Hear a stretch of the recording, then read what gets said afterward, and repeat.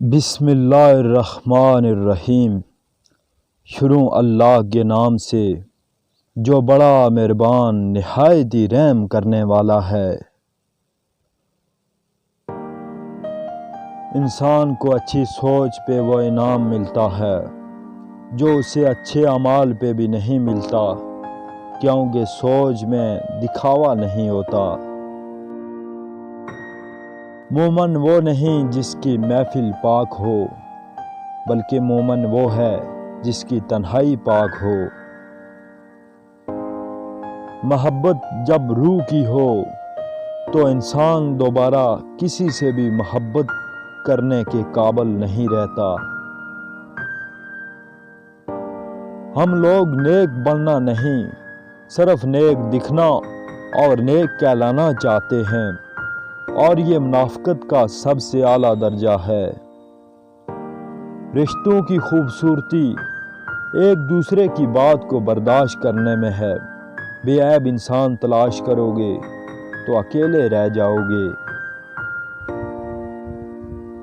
کسی کو ذلیل کرنے سے پہلے خود ذلیل ہونے کے لیے تیار رہیں، کیونکہ اللہ تعالیٰ کا ترازو صرف انصاف تولتا ہے۔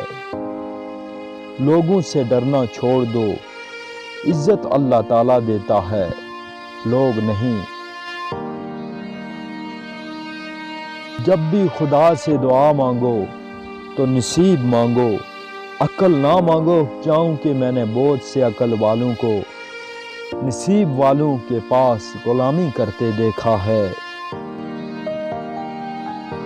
ایسی خوشی سے بچو جو دوسروں کو دکھ دینے سے حاصل ہوتی ہے۔ اپنی سوچ کو پانی کے قطروں سے بھی زیادہ شفاف رکھو، کیونکہ جس طرح قطروں سے دریا بنتا ہے، اسی طرح سوچوں سے ایمان بنتا ہے۔ رشتے دل سے بنتے ہیں، باتوں سے نہیں۔ کچھ لوگ بہت باتوں کے بعد بھی اپنے نہیں ہوتے، اور کچھ خاموشی سے اپنے ہو جاتے ہیں۔ اپنوں کے ساتھ وقت کا پتہ نہیں چلتا، لیکن وقت کے ساتھ اپنوں کا پتہ ضرور چل جاتا ہے۔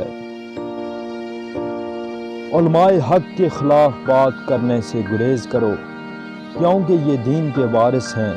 اگر ان کے خلاف زبان چلاؤ گے تو خود گمراہ اور لاوارث ہو جاؤ گے۔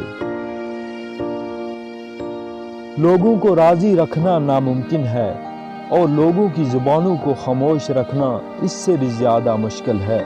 لوگوں کی زبانوں سے تو انبیاء تک محفوظ نہ رہے۔ ڈگری تو محض تعلیمی اخراجات کی رسید ہوتی ہے، علم تو انسان کی گفتگو اور عمل سے ظاہر ہوتا ہے۔ مال یا جان کا چلا جانا نقصان نہیں، انسان کا سب سے بڑا نقصان یہ ہے کہ کسی کی نظر میں گر جانا۔ موتی کیچڑ میں گر کر بھی قیمتی رہتا ہے، اور دھول آسمان پر چڑھ کر بھی بے قیمت رہتی ہے۔ اگر تو جاہلوں کی صحبت اختیار کرے گا تو جہالت تجھ تک ضرور پہنچے گی۔ دنیا کا سب سے کمزور انسان وہ ہے جو اپنی خواہشات پر قابو نہ رکھ سکتا ہو۔ دنیا کی تنگی آخرت کی فراوانی کا وسیلہ ہے۔ ظاہر مت دیکھ، ضروری نہیں کہ خوب سیرت بھی ہو۔ انسان اپنے مفادات کے لیے لڑ لیتا ہے، پر اپنے حقوق کے لیے نہیں لڑتا۔